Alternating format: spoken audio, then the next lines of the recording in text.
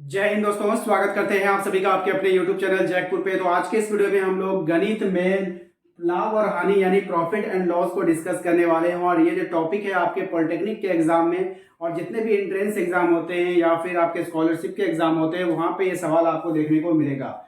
Video काफी important होगा, शुरू से लेकर अंत तक बने रहना है। और साथ ही साथ यदि आप जिस भी क्लास में हो, ठीक है, आप 10th के एग्जाम दे चुके होंगे और आप लोग 11th की तैयारी में लग गए होंगे, कोई पॉलिटेक्निक की तैयारी में है, कोई स्कॉलरशिप एग्जाम की तैयारी में है, जिस भी है तो हमारे चैनल को जरूर से जरूर सब्सक्राइब करके रखिएगा, बेल आइकन को दबा के रखिएगा ताकि जो भी वीडियोस आपके लिए अपलोड किया जाए उसका नोटिफिकेशन आपके मोबाइल पे जाए। यहाँ पर देखिए आपसे जो सवाल पूछा गया है, इस सवाल पे तो हम बाद में आएंगे, पहले हम कुछ बातों को डिस्कस कर देना चाहते हैं। जैसे कि यहाँ पर कुछ कुछ वर्ड का इस्तेमाल किया गया है, उन वर्डों को जानना आपके लिए काफी जरूरी है। सबसे पहला वर्ड यहाँ पे देख पा रहे होंगे, क्रय मूल्य क्या होता है, विक्रय मूल्य क्या होता है। तो देखिए जो क्रय मूल्य होता है ना, क्रय मूल्य का मतलब होता है जिसको हम लोग खरीद कर लाते हैं जितना दाम पे, यानी कि जिसको हम लोग खरीदने ना, खरीदने वाले दाम को, खरीदने वाले दाम को, ठीक है, क्रय मूल्य, क्रय मूल्य हम लोग खरीदे, ठीक है। उसके बाद क्या होता है विक्रय मूल्य। विक्रय मूल्य का मतलब होता है जिसको हम लोग बिक्री करते हैं, नाम से ही पता चल रहा है विक्रय मूल्य, यानी कि बेचने वाले दाम को। कौन सा दाम? बेचने वाला दाम, ठीक है।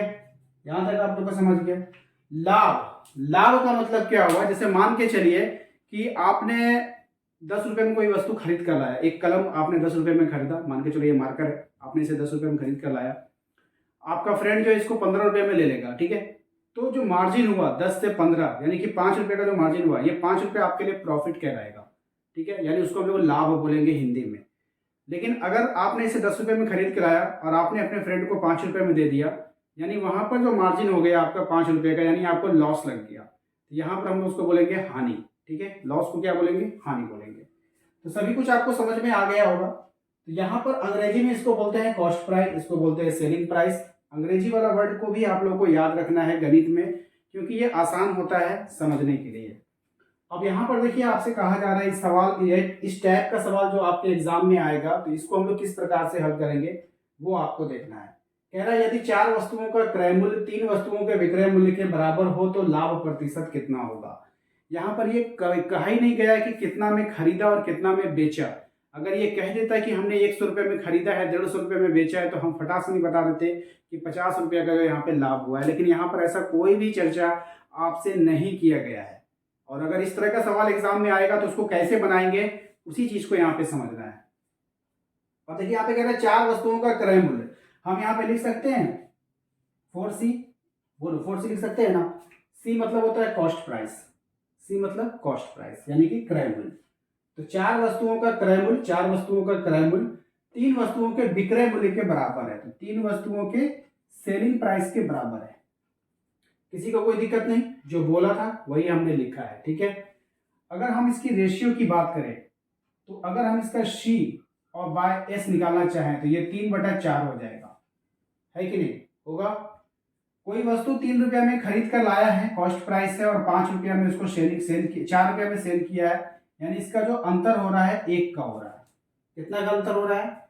1 का अंतर हो रहा है, ठीक है। 1 का अंतर हो रहा है कितना में?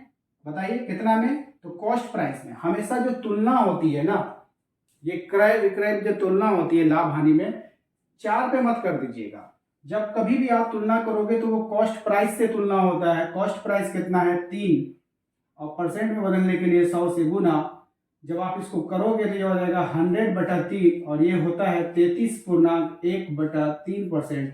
और ये कैसे आया ये तो आप लोगों को पता ही होगा, डिवाइड करने पर आपका इतना पूर्णांक में आएगा, ठीक है। वो तो याद हो जाता है, आपको ऐसे भी याद होना चाहिए कि 100/3 का 33.1/3% होगा।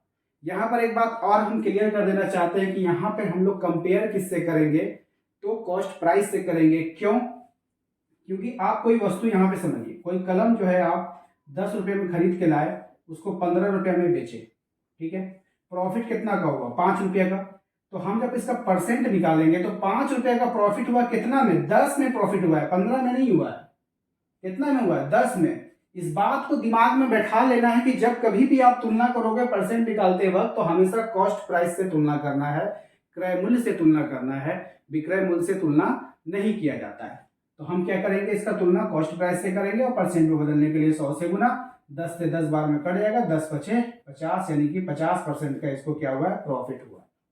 बात समझ में आया। तो 10 में खरीदा, 15 में बेचा, जो 5 रुपया जो उसको फायदा हुआ, तो कितना 50% का ना फायदा हो गया। 10 का आधा कितना होता है, 5 ही होता है, यानी कि 50% का उसको क्या हुआ, फायदा हो गया। तो आशा करते हैं कि आप लोगों को ये समझ में आ गया होगा कि इस तरह का सवाल अगर आपके एग्जाम में दिखे तो आप उसको किस प्रकार से हल करोगे। मिलेंगे अगले वीडियो में। वीडियो को लाइक कर दीजिएगा, चैनल पे पहली बार आए तो सब्सक्राइब करके बेल आइकन को प्रेस कर लीजिएगा, ताकि आने वाली हर एक वीडियो का नोटिफिकेशन आपके मोबाइल पे जाए। जय हिंद, जय भारत।